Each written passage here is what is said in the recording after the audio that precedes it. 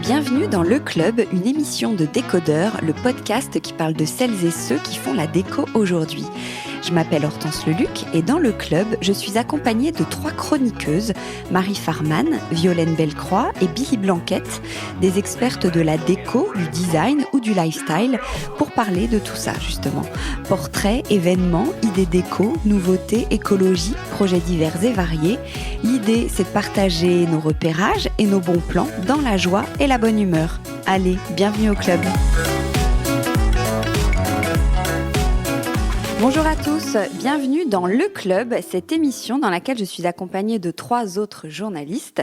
Violaine Bellecroix, qui est DA, styliste, rédac-chef de Marie-Claire Enfant et qui anime le mouvement Média 8 pour nous sensibiliser à l'écologie.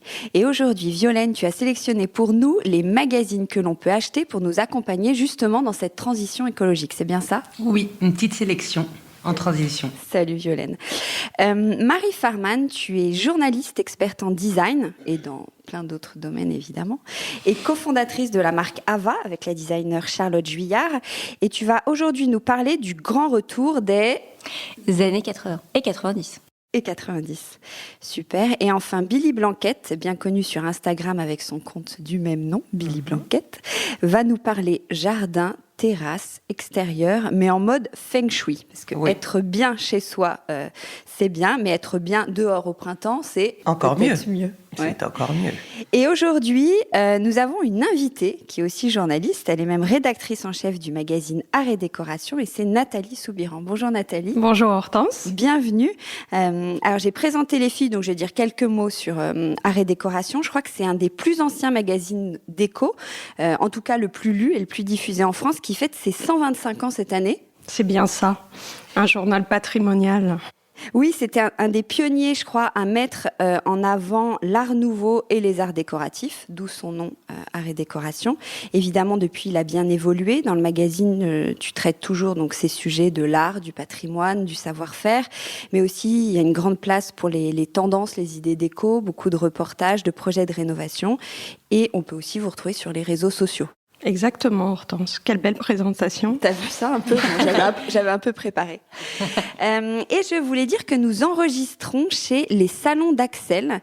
Vous connaissiez les filles ? Vous étiez déjà venues ? Pas du tout.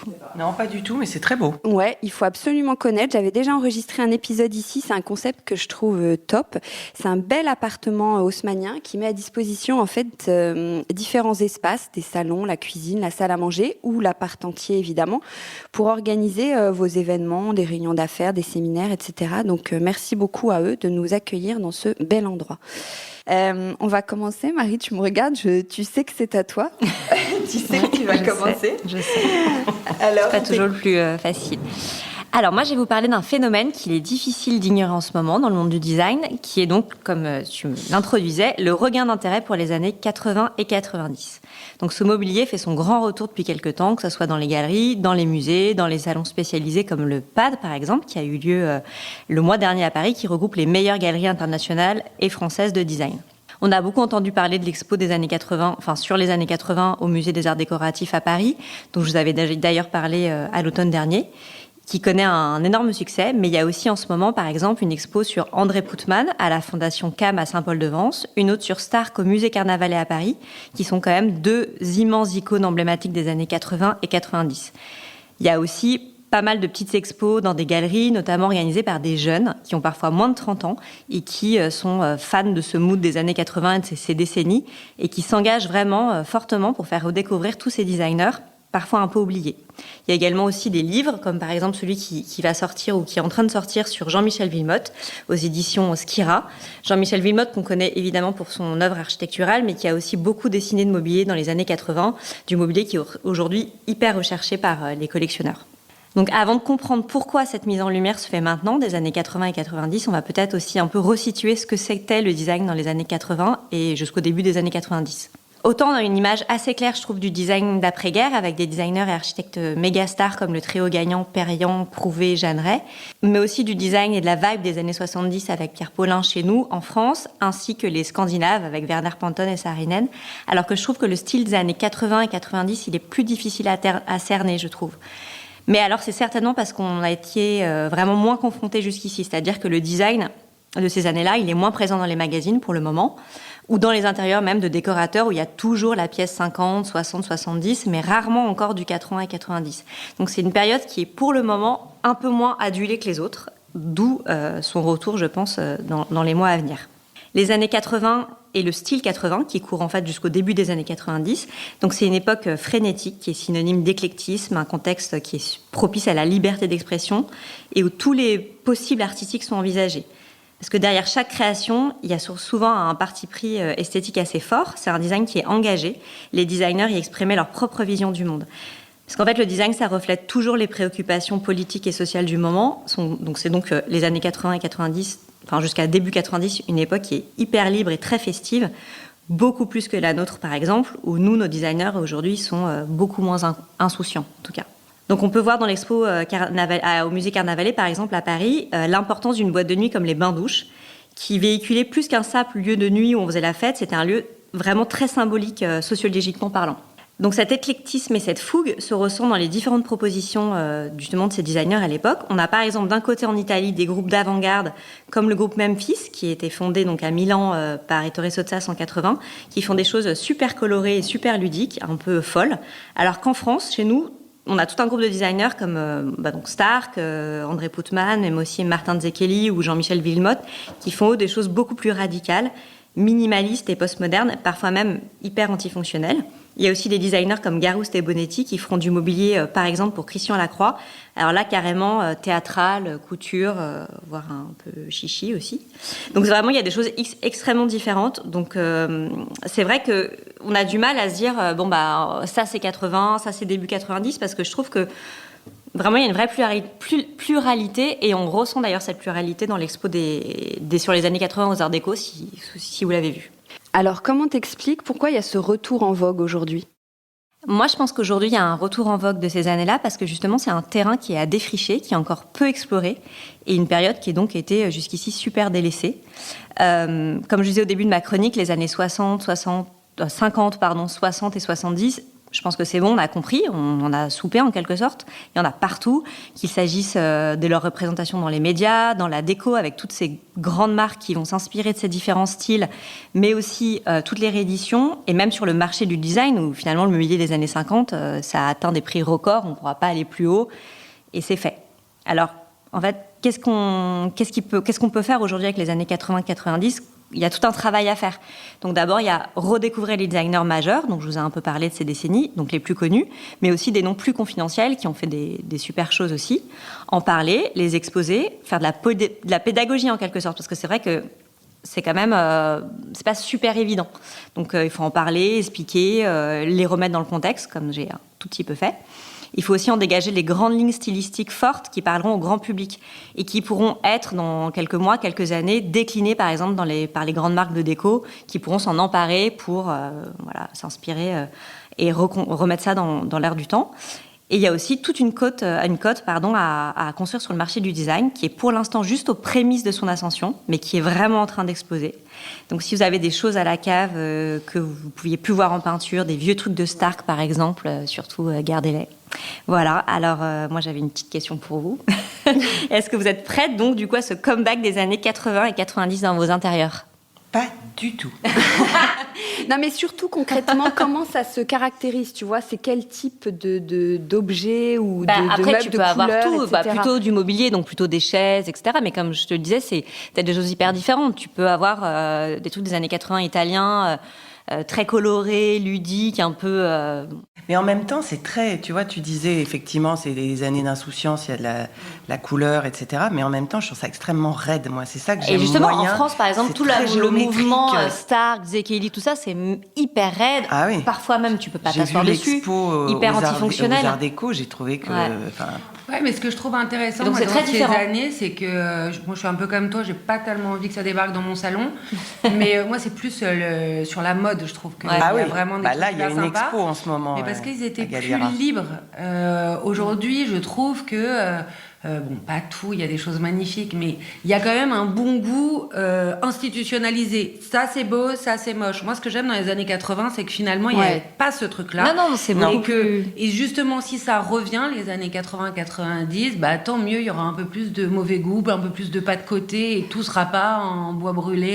Et Non, mais c'est encore. beaucoup plus ouvert. C'est-à-dire que c'est sûr que Ouais. t'as Oui, des, et comme puis je en disais, même temps- t'as des courants hyper différents. T'as cette espèce de radicalité. À côté, t'as un truc en plastique Très rouge, gay, très rouge. pop, Et ouais. à côté, t'as Garouste et Bonetti qui te font du petit fer forgé partout. Ouais, dans mais tous les sens, justement, quoi. ça permet. Tu Ah, vois, bien c'est sûr. des années où on pouvait se permettre. Bon, après, c'est des années où on a bien abîmé la planète aussi. Et puis, donc, c'est des périodes aussi où il y avait beaucoup plus d'argent. Oui, beaucoup plus d'argent, moins de contraintes, Ouais. pas, tu vois, pas tout ça, etc. Donc, Et pas cette conscience écologique du tout, bah, évidemment. non, tu vois. non, non.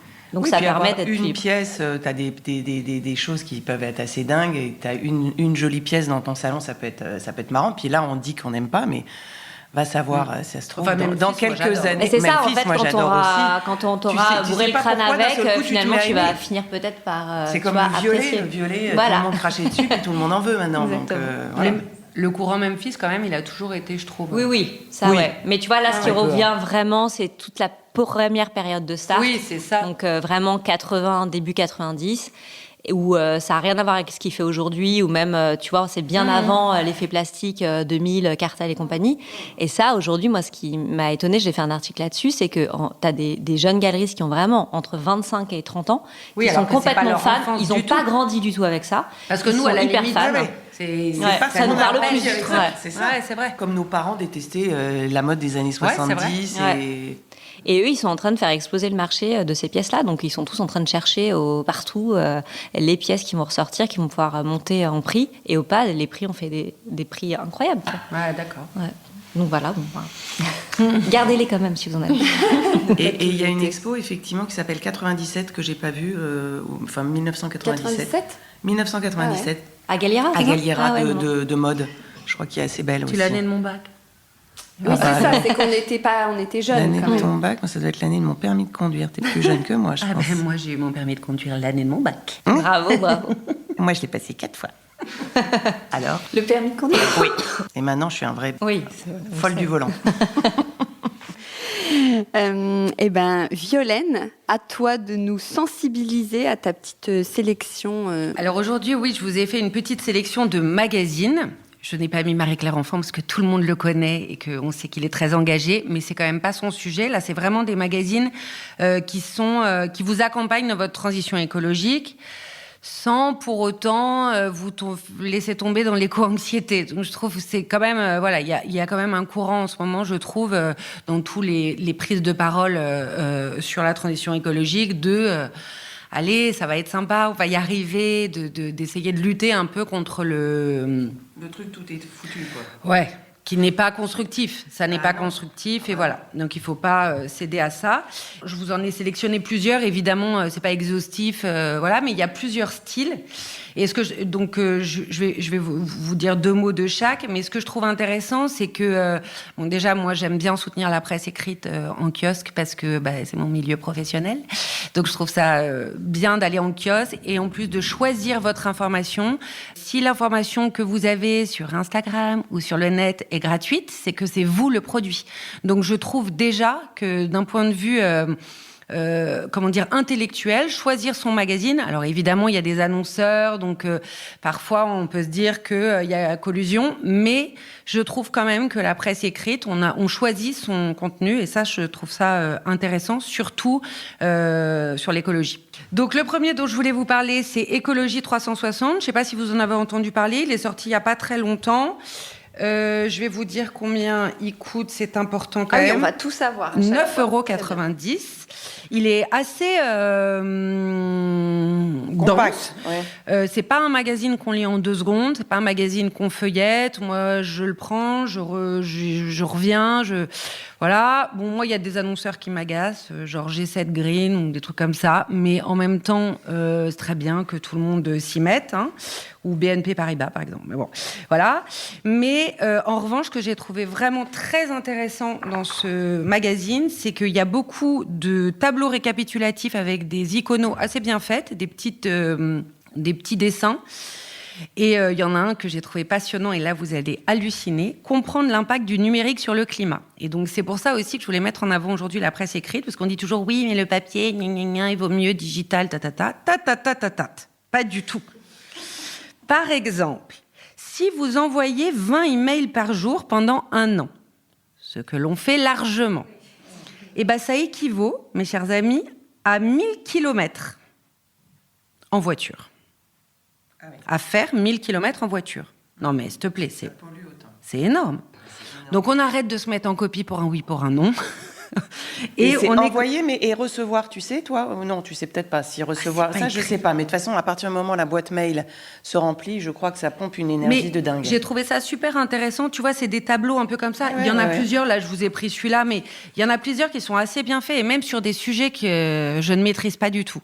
En quoi lire. ça prend de l'énergie? Est-ce que tu peux, sans rentrer dans des trucs scientifiques, mais parce que moi j'ai eu cette discussion, et est-ce que tu peux expliquer aux auditeurs en quoi stocker des mails ou envoyer des mails peut... Je suis pas une pro, mais en fait, toutes les informations que vous stockez digitalement, un PDF, dans votre cloud, en fait, c'est les infos qui ne vous appartiennent pas. Si vous mettez tout sur un disque dur, là, c'est OK. En revanche, si c'est stocké sur des clouds, ça fonctionne grâce à des serveurs.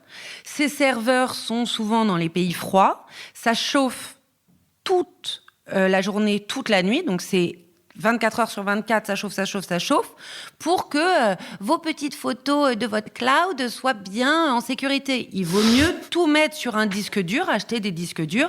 OK, acheter un disque dur, ça a une empreinte, etc. Mais au moins, ça n'interroge pas de façon permanente une banque passante. J'ai pas très bien expliqué. C'est assez on a bien compris. C'est la chaleur pour des filles, on a bien compris. Voilà. C'est comme ça que moi je l'ai entendu. Il y a une autre mise en relation qui m'a intéressée. On dit souvent, oui, il faut économiser de l'eau, mais je trouve que la prise de parole sur le sujet est pas vraiment pertinente.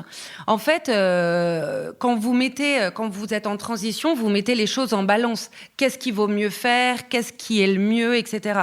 Et je trouve que ces petits schémas nous aident à mettre les choses en balance. Par exemple, les gens qui sont blindés mails, qui effacent rien, qui vident pas leur corbeille et qui critiquent les gens qui sont en voiture, je trouve que c'est pas mal de remettre ça. Il faut pas se critiquer, je pense, pour avancer. Il faut vraiment tous se féliciter des tout petits gestes qu'on fait, parce que c'est déjà pas facile. Donc voilà. Et là, il y a un autre truc. Ils vous disent ce que vos petits gestes quotidiens utilisent en essence ou en eau, dans leur fabrication, dans tout leur processus. Par exemple, une tranche de pain, ça équivaut... Non, ça vous casse les pieds que je vous raconte ça? Non, mais Attends, ça équivaut à 40 litres d'essence, non? Non. 1 litre. Là, tu as 1 litre d'essence, 18 litres d'eau. La fabrication d'une tranche de pain, c'est égal, plus ou moins, à 2 lave-vaisselle. Mais enfin... En eau, en électricité, on va arrêter de manger. etc. Non, mais c'est pas pour arrêter de manger du pain, mais c'est pour se dire, parfois, on veut être en transition et le geste n'est pas forcément... Et tu dis que c'est pas il faut pas le lire avant de se coucher, ton magazine? Non, je trouve pas, parce que, par exemple, moi, ça m'apprend des choses. Non, mais oui, pour avancer dans la transition, Non, mais après, on peut faire l'autruche aussi, si on a envie. Mais c'est angoissant, je trouve, en fait, de lire ça. Moi, mais en même temps, il faut le savoir, c'est bien. Je voulais pas vous angoisser, je vais passer sur un truc beaucoup... Bon, alors déjà, on supprime nos pains, nos mails. Pas celui-là. Non, alors, So Good. Lui, c'est Sopress et Ulule qui présentent So Good. Ulule, vous savez, c'est le financement participatif, plutôt orienté écologie. Il vaut 6,90 €. Et il y a plein d'initiatives positives relayées. Celui-là, il est vraiment rigolo. En plus, c'est le ton de Sopress qu'on retrouve dans Society, etc., qui est assez fun. Les journalistes, ils sont rigolos. Donc, j'ai choisi juste de vous parler Ils m'ont fait rire. Ils parlent d'une méthode de cuisson ancestrale. Leur rubrique s'appelle Trucologie. C'est quoi ce bazar? Donc déjà, je trouve ça... Voilà, ils ont une façon d'approcher les choses moins anxiogène. Tout va bien, Billy. C'est bien. Donc, c'est quoi ce bazar? Donc, il y a une petite photo d'une espèce de cocotte qu'on voit entourée de fibres naturelles et de tissus. Donc, ils nous disent, c'est quoi ce bazar? Donc, ils disent un tombeau rituel de la tribu des Hachuars afin d'entrer en contact avec les grenouilles? Non. Une hutte tout confort utilisée par les charmeurs de serpents pour héberger leurs bébêtes? Non. Et en fait, on apprend que c'est une cocotte ancestrale qui permet on la chauffe 10 minutes et ensuite, par inertie, grâce aux matériaux naturels, ça continue de cuire. Et donc, ça utilise moins d'énergie. Voilà, moi, c'est le genre d'info qui me met en joie pour une journée. Il y a plein de petites... il y a des grands papiers, il y a des enquêtes intéressantes. Et il y a aussi plein de petites infos à picorer. C'est plus léger. C'est pas plus léger dans le fond, mais c'est moins sérieux. Donc, le prisme est plus facile à lire, je trouve. Ensuite, il y a Kaizen. Alors, je connais pas très bien parce que ça fait juste quelques numéros que j'achète. Leur baseline, c'est explorateur de solutions écologiques et sociales. C'est très... Quand on imagine une presse écolo il y a 10 ans, c'est Kaizen. C'est moins glamour, c'est moins... Bon, voilà.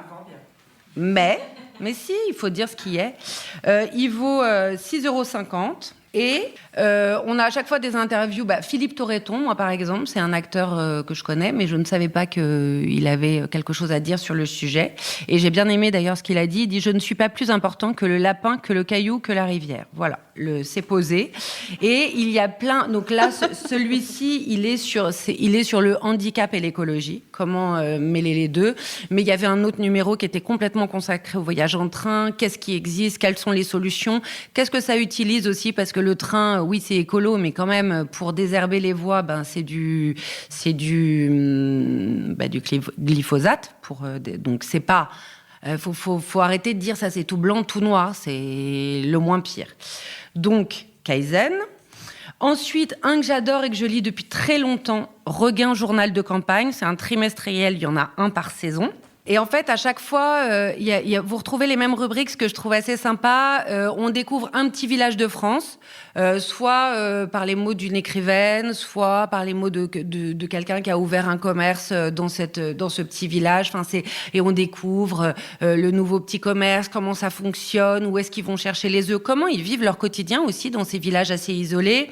À chaque fois, il y a un carnet sur la saison. Qu'est-ce qu'on fait dans son jardin ou sur son balcon, mais d'un point de vue pas déco, mais d'un point de vue je plante quoi, je fais quoi. Je trouve que à chaque fois ça me redonne envie, moi, de planter des trucs, d'aller visiter une ferme. Je trouve qu'ils ont et Regain, c'est en référence au livre de Jean Giono qui, après-guerre, parlait qui a été vachement critiqué, mais qui quand même reparle de cette nature qui revient chaque saison avec ses avantages et ses inconvénients, mais en tout cas avec son énergie.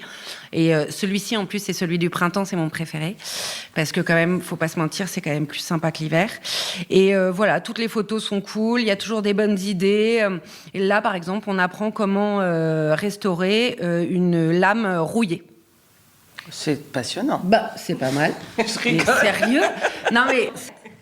Voilà. Ensuite... Non, mais on les trouve en kiosque. Oui, c'est en kiosque. Alors, je vous ai pas dit le prix. 9,50 €. Et on le trouve assez facilement. Très facilement. Ouais. C'est peut-être celui qu'on trouve même le plus facilement, je me demande. Non, les autres, Écologie 360, vraiment beaucoup de kiosques. So Good aussi. Kaizen, je trouve pas tous les kiosques. Ça dépend. Moi, je vais souvent les relais de gare, comme ça, c'est réglé.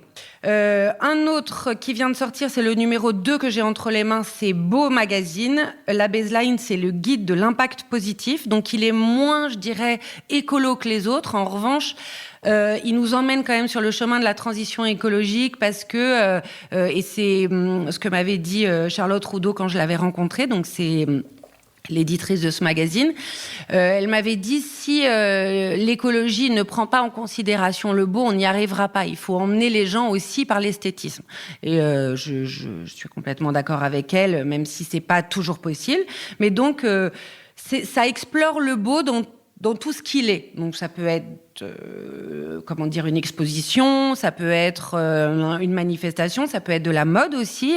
Quels sont les leviers en mode pour faire les choses mieux, autrement, tout en restant beau.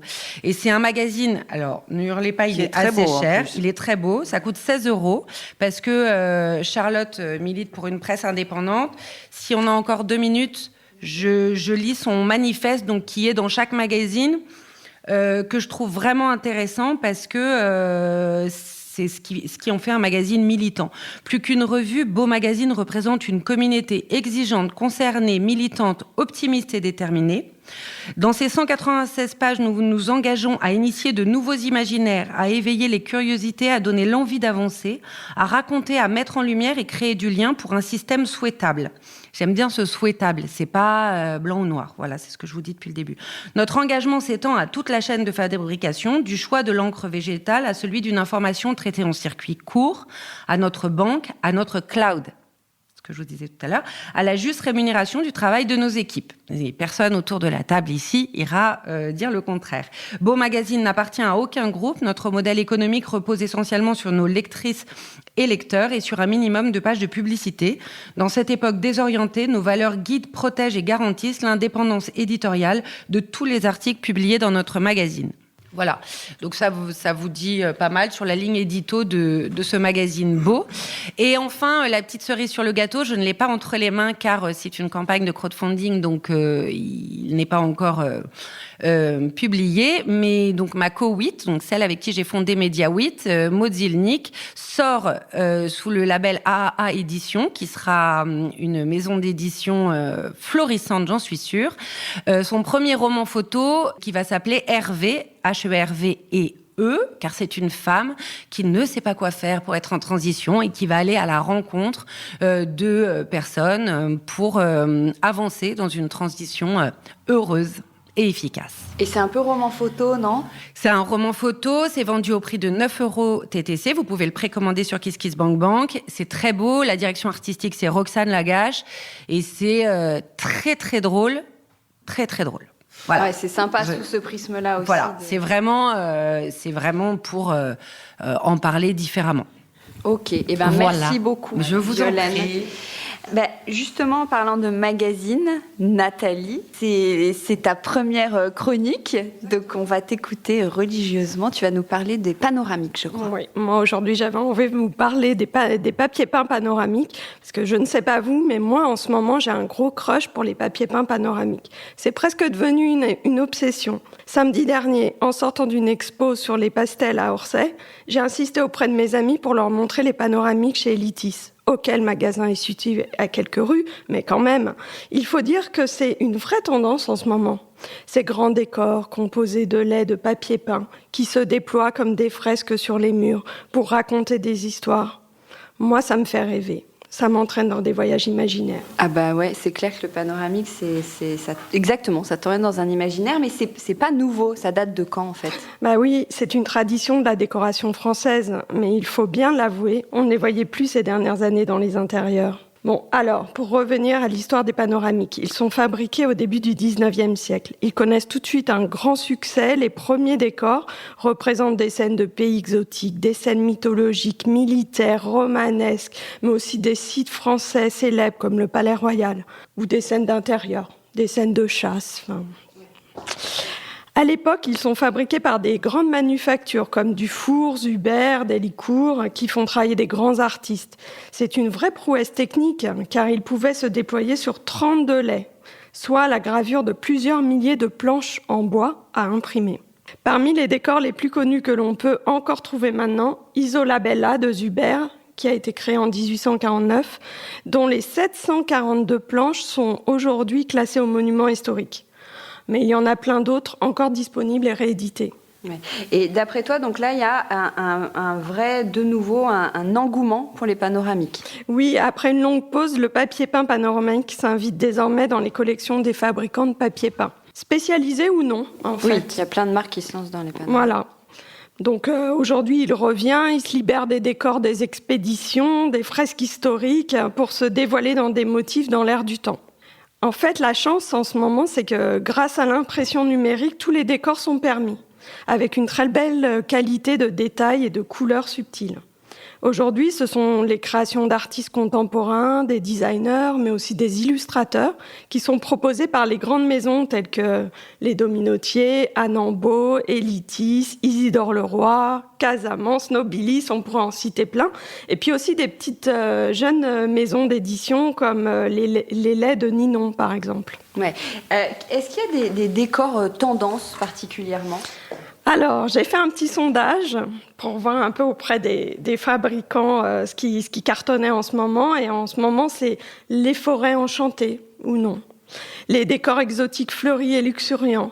Les paysages de pins parasols. Alors ça, c'est un carton en ce moment.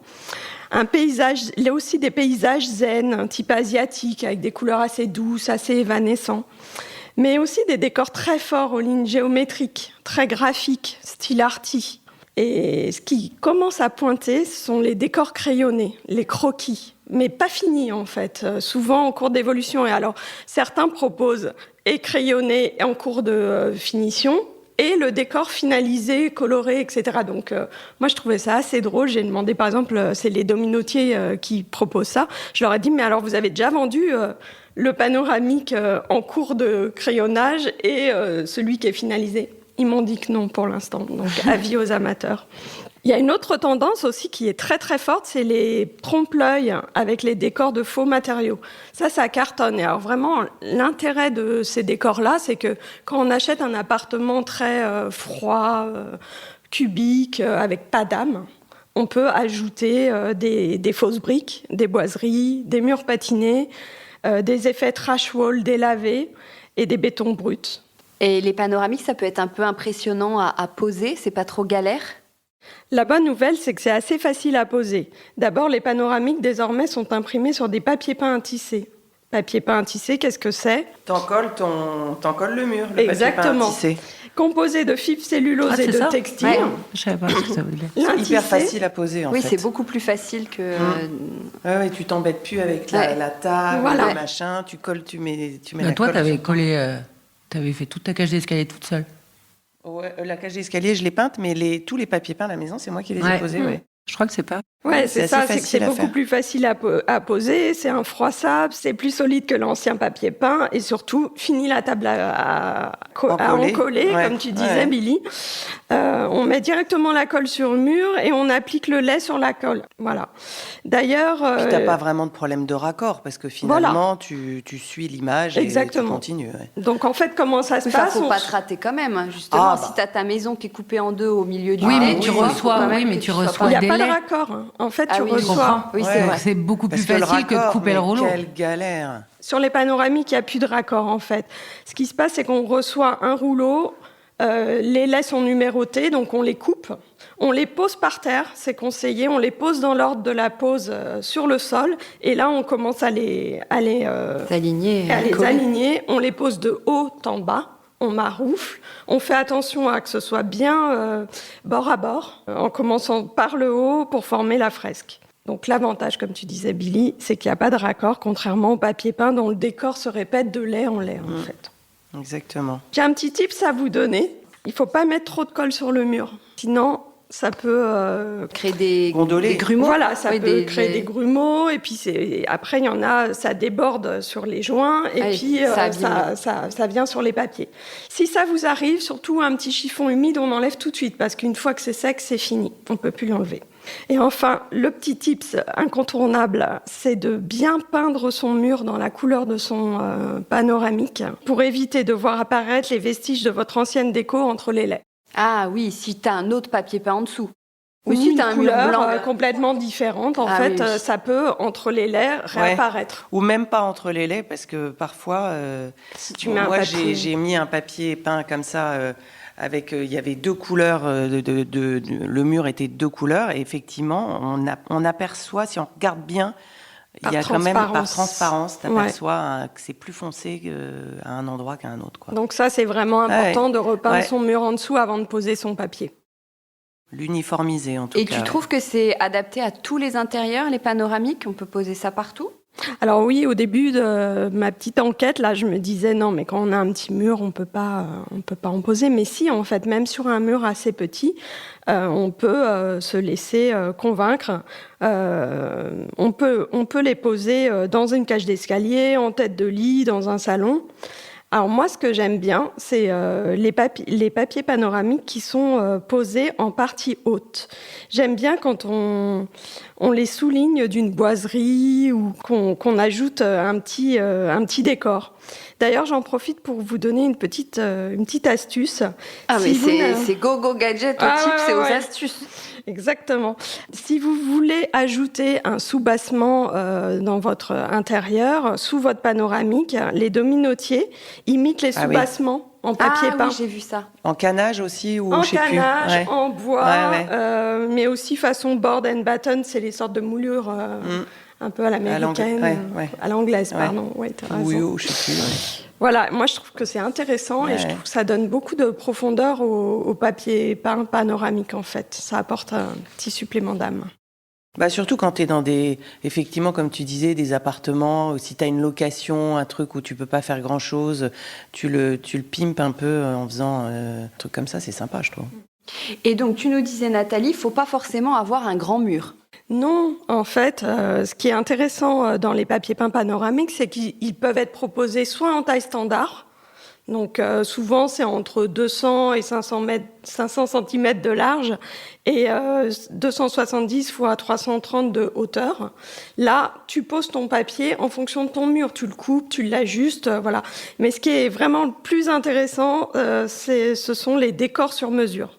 Pratiquement tous les spécialistes en proposent. Comment ça se passe? On rentre dans le logiciel sur le site internet du fabricant, on rentre exactement sa taille de mur, on laisse quand même 5 cm de marge pour se laisser une petite marge. Et en fait, ils impriment exactement le décor souhaité aux dimensions de son mur. Et là, c'est quand même beaucoup plus facile en fait à poser. Ouais. Ce qui est vraiment formidable, ce sont les décors sur mesure. Pourquoi? Parce qu'avec la technique d'impression numérique, on fait ce que l'on veut. On peut adapter les formats, comme je viens de vous l'expliquer, les couleurs, les motifs, en fonction de son intérieur et de ses goûts. Par exemple, si vous n'aimez pas les biches, les graphistes peuvent réintégrer votre animal préféré sans problème. Ah ouais. On peut aussi orienter complètement différemment les sujets d'un papier peint panoramique. C'est quand même assez magique, je trouve. Ouais. Et est-ce que tu peux nous donner une fourchette de prix? Parce qu'on se dit que c'est plus cher que du papier peint Alors, standard. Il y a un peu tous les prix, mais j'ai quand même remarqué que sur tout ce qui est standard, on est entre 300 et 500 euros sur le décor. Et par contre, dès qu'on passe sur le sur-mesure, on est quand même plus sur 1000 euros de budget sur un décor. Mais en fait, cela dépend de la longueur de son mur. Plus on a un mur grand, plus ça va être un budget important. Ouais, ok. Merci beaucoup, Nathalie. J'avais une dernière petite question, parce que moi, j'ai un gros crush pour ça. Là, c'est une obsession en ce moment. Mais vous aimez ça, les panoramiques? Vous avez déjà craqué? Vous en avez posé un chez vous? Moi, j'ai pas posé chez moi, mais j'adore l'idée. C'est vrai que si j'avais à choisir, je pense que si j'avais à poser du papier peint dans une pièce, je pense que je choisirais un panoramique, ouais. Surtout qu'il y a tous les styles, dans un couloir, on peut se faire plaisir. Ou dans une chambre d'enfant, tu as des décors un peu magiques. Ouais. Tu parlais de forêt enchantée. Ouais. Tu vois, je suis pas sûre d'oser dans un salon parce que j'aurais peur de m'en lasser, tu vois, d'avoir toujours comme un tableau, en fait, du coup, comme ça en XXL. Mais je trouve que dans une chambre moi, ou en tête de lit et tout, je trouve ça dans la chambre de mon petit dernier, j'ai mis c'est pas vraiment, c'est entre le panoramique et le papier peint, parce que c'est quand même un motif qui se répète, mais c'est quand même un paysage. Et j'adore, en fait. Je trouve ça hyper agréable. Mais je fais mon yoga à cet endroit-là et j'ai l'impression d'être... c'est des plaines un peu à l'américaine. Ouais, c'est ça, c'est que ça fait rêver, ça nous entraîne. Ouais, ça t'emmène. C'est vraiment un paysage, ouais. Ah, moi, j'adore les panoramiques. J'en ai mis plusieurs fois. Pas dans les chambres d'enfants, non. Et ça... t'en avais un magnifique, toi, dans ton ancien appart, là. C'était les dominotiers d'ailleurs, j'aimais bien. En fait, le seul truc, c'est que je trouve qu'il faut... Moi, ce que j'aime bien dans le panoramique, c'est que le reste de la pièce ne soit pas... par exemple, vous avez une pièce blanche, vous mettez votre forêt. Et je trouve que ça manque de liant. Moi, je trouve qu'il faut peindre, prendre une teinte du papier peint, peindre pour que ce soit encadré, parce que sinon, c'est un peu posé c'est ça. Moi, j'ai fait exactement les murs de la chambre de Vadim. Je les ai assortis au fond du truc. Du coup, ça fait un peu bois, c'est plus cosy, je trouve. Ouais. C'est pour ça que le soubassement, c'est aussi une bonne idée pour apporter vraiment du lien, le souligner et le mettre en contexte. Merci beaucoup Nathalie, c'était super intéressant. On passe à Laetitia Billy-Blanquette qui va nous parler. Alors toi, vous savez que c'est le printemps, donc parlons jardin.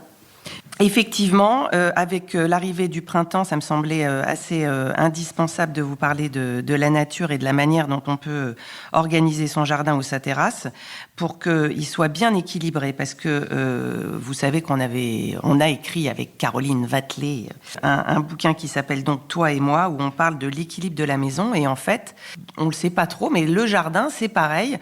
Bon, il y a les plantes, je vais en parler un petit peu, mais j'ai pas spécialement la main verte, donc je me sens pas hyper légitime de parler de plantes et de fleurs. Mais en fait, on peut aussi parler de l'équilibre dans un jardin, comme on parle de l'équilibre dans une maison. Donc il y a des choses un peu à respecter, à suivre.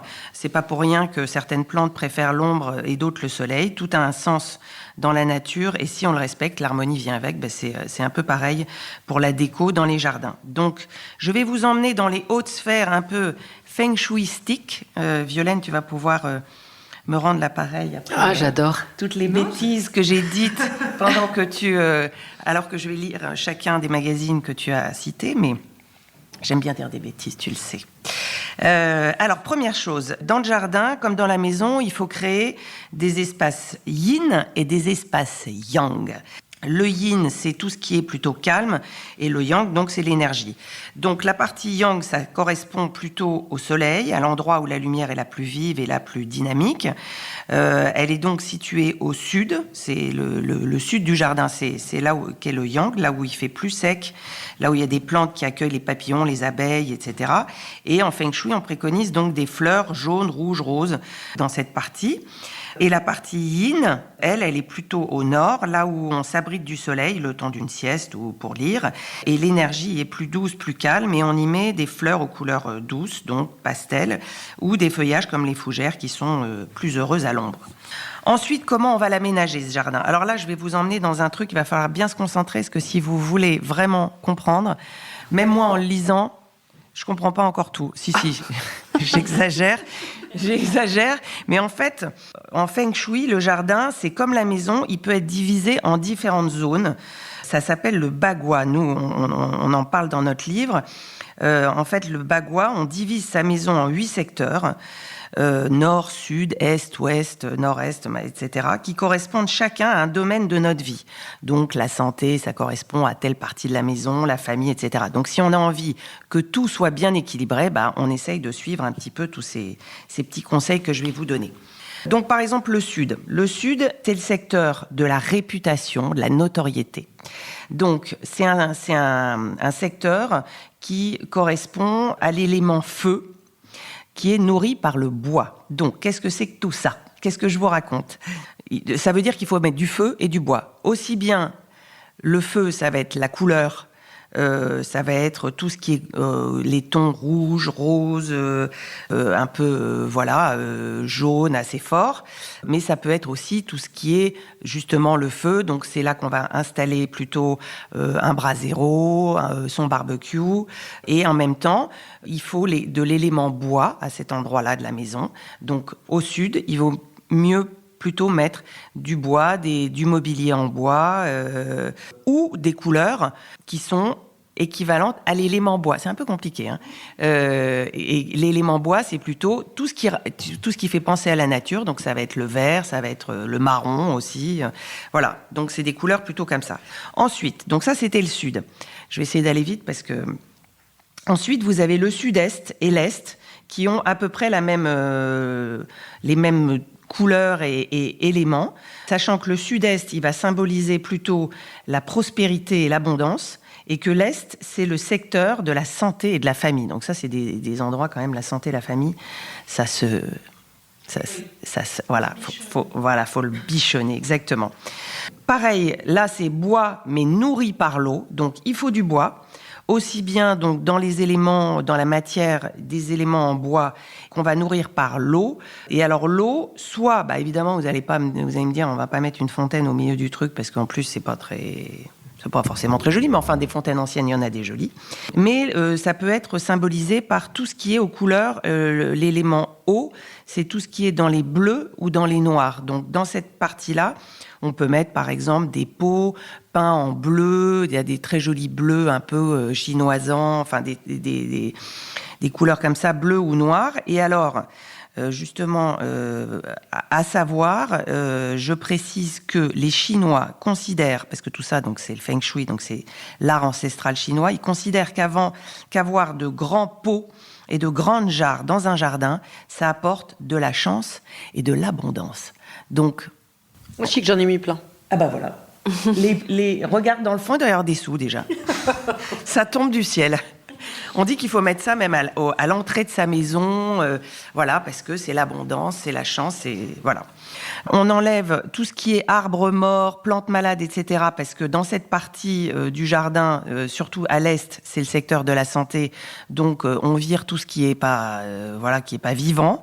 On peut aussi y planter ces plantes médicinales, la menthe pour digérer, la verveine pour dormir, la sauge pour purifier les émotions négatives. Ensuite, ça, c'était le sud-est et l'est. Ensuite, le sud-ouest et le nord-est, en fait, c'est en diagonale.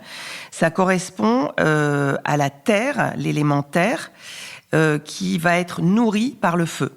Donc, ça, c'est, attention, la zone des relations amoureuses, amicales ou tout ce qui est partenaire de travail, etc. Donc, c'est l'endroit idéal pour mettre 2 transats, une balancelle ou tout objet allant par paire qui va symboliser le couple. Par exemple, 2 belles jarres en terre cuite, tant qu'à faire, comme ça on met des belles jarres, comme ça fait tomber les sous. Là, ça fait tomber les mecs et les sous. Tout. Là, ça, c'est bingo, jackpot. De préférence donc de couleur ocre, parce que ça va être le feu qui va nourrir donc la terre, avec des fleurs rouges, roses ou jaunes. Et le nord-est, c'est le secteur de la sagesse et du savoir. C'est l'endroit idéal pour se poser, réfléchir, lire ou méditer. Et donc là aussi, on va mettre plutôt donc du feu et des tons orange, rose qui représentent le feu, avec des pots en terre pour le côté terre. J'espère que c'est assez clair. C'est pas facile à suivre, hein. Si ça va ? Non, ça va. Bon, vous y arrivez ? Bon. Tu nous enverras ton papier ? Oui, voilà, c'est ça, exactement. Faudra le réécouter doucement. Je vais essayer d'aller un peu plus rapidement pour la suite. L'ouest et le nord-ouest, ça correspond au métal nourri par la terre. Alors, le métal, ça va être tout ce qui est fer forgé, mais ça va être aussi la couleur, ça va être le blanc, le gris, voilà, tout ce qui est faire penser au métal. Donc, on mélange ces choses-là, on va dire, à l'ouest et au nord-ouest, et on va le contrebalancer, parce que le métal, c'est un côté froid, avec tout ce qui est terre. Donc, terre, ça va être les couleurs de la terre ou la matière de la terre, terre cuite, voilà. Donc ça, c'est le secteur des projets, des enfants et de la créativité. Donc, c'est un endroit idéal, l'ouest, pour mettre un atelier où on va créer, par exemple, peindre ou sculpter. Par exemple, comme ça, je dis ça comme ça, si vous avez envie de sculpter. Et c'est la zone idéale aussi pour tout ce qui est terrain de jeu, parce que c'est la zone le secteur des enfants, donc tout ce qui est balançoire, table de ping-pong, etc. Et le nord-ouest, ça va être le secteur des voyages, donc c'est là où on va mettre peut-être les trucs, les paniers, les choses qu'on va ramener de voyage. Ensuite, le nord, ça correspond à l'eau nourrie par le métal. Donc l'eau, c'est plutôt le noir, les couleurs le noir et bleu, ou l'eau, si on a un petit bassin, s'il est au nord, c'est tout bénef, parce que c'est le secteur de la carrière et du chemin de vie. Donc si on veut avoir une belle carrière, on se débrouille, on met de l'eau au nord. Et pour l'élément, donc, il faut apporter donc du métal. Donc le métal, c'est ce que je vous disais, c'est plutôt du blanc ou fer forgé, tout ce qui est fer forgé. Et ensuite, le centre du jardin, c'est ce qu'on appelle le Tao. C'est le cœur, c'est une zone qui représente l'unité, l'harmonie de tous ces secteurs que je viens de vous citer. Donc ça, c'est une zone qui doit être idéalement assez dégagée, bien entretenue. Et l'élément dominant, là, c'est la terre. Donc au centre de son jardin, on choisit, ou de son jardin, ou de sa terrasse. Enfin bon, après... si on n'a ni jardin ni terrasse, déjà on met des petits pots de fleurs dans sa maison, ça fait déjà un bien fou. Voilà. Et puis on essaye quand même, ça c'est comme pour la maison, d'avoir une bonne circulation du chi. Donc le chi, c'est l'énergie vitale, et on essaye de pas trop surcharger sa terrasse, sinon ça circule mal. On se prend les pieds dans les pots, les branches dans la figure. Enfin bref, c'est des endroits du coup on n'a pas forcément envie d'aller. Voilà. Et puis ensuite, n'oubliez pas les éclairages, parce que dans un jardin, c'est quand même capital. Déjà pour pas se casser la figure, mais surtout parce que ça apporte quand même de la chaleur, parce que c'est super joli d'éclairer le soir tout ce qui est arbres, plantes. Ça fait une très jolie lumière, de jolies couleurs, et puis ça crée une ambiance rassurante quand la nuit est tombée. Ouh. Voilà. Et puis, dernière chose, mais ça, c'est plus dans la maison. Mais là, c'est le bon moment avec toutes ces fleurs là qu'on voit partout. On a envie de mettre des fleurs partout. Il vaut mieux quand même préférer les fleurs fraîches aux fleurs séchées, parce que les fleurs séchées, c'est la grande mode. D'ailleurs, on a un bouquet de fleurs séchées juste devant nous. Mais alors, en Feng Shui, c'est pas du tout recommandé, parce que c'est mort. C'est des fleurs mortes, en fait. Voilà. Et puis, c'est des fleurs qui prennent la poussière, donc c'est une énergie qui est stagnante en fait, contrairement à une fleur fraîche qui vit, qui meurt, voilà. Donc, alors après, quand c'est des bouquets de fleurs séchées qu'on achète dans le commerce, elles sont quand même conservées. Mais bon, les conservateurs, je préfère pas savoir ce que c'est. Quand c'est donc ça va, elles tiennent le coup, on va dire. Mais quand c'est nous, on ramasse nos hortensias, 6 mois après, ils ont changé de couleur et ils sont tristounes. Et parfois, mais c'est vrai que moi, je vois des intérieurs, il y a des fleurs séchées, il faut les virer, quoi, parce que elles sont, c'est un peu triste, quoi, en fait. Donc voilà, c'était le jardin idéal. C'est le jardin Feng Shui. Le jardin Feng Shui. Donc idéal, oui. Justement, Oui. Je dois me mettre à faire mon jardinage ce week-end. Ça m'a donné plein d'idées. Écoute, voilà, Laetitia. tu vas pouvoir réécouter. Je vois plus mon jardin de la même façon. Ah voilà, tu vois. Bon voilà. Non, mais c'est intéressant. Juste comment tu sais que le nord-ouest, sud-est et tout ça, tu vois sais pas. Non. Il faut. Tu prends une boussole. Sur ton téléphone, Tu sais à peu Ah près. Ouais, t'as une boussole sur ton téléphone. Tu sais à peu près la partie qui est au nord. Tu sais déjà le soleil se lève à l'est et se couche à l'ouest. Donc déjà en fonction de ça, t'arrives à voir un peu où est ton jardin. Moi, j'ai pas de jardin. Je demande ça. Non, ton jardin où t'as C'est pour vous, déjà et pour ton les balcon, auditeurs que je demande ton ça. balcon. Ouais. Ou quand tu vas à la campagne. Ok, merci les filles. Merci, Hortense. Merci beaucoup et à bientôt. À bientôt. Décodeur, c'est terminé pour aujourd'hui. Merci beaucoup d'avoir écouté en entier. Si vous avez aimé cette émission, n'oubliez surtout pas de vous abonner au podcast pour ne pas rater les prochains épisodes. Bien sûr, vous pouvez aussi la partager en l'envoyant à vos proches ou en story Insta. D'ailleurs, vous pouvez me retrouver sur le compte Décodeur où je poste quasiment tous les jours. Et si jamais vous écoutez cette émission sur Apple Podcast et que vous avez 20 secondes, n'hésitez pas à laisser un commentaire. C'est juste sous la liste des épisodes. C'est comme partout, plus j'ai d'avis et d'étoiles, plus le podcast se détache et se fait connaître. Voilà, merci beaucoup et à très bientôt alors, ici ou ailleurs.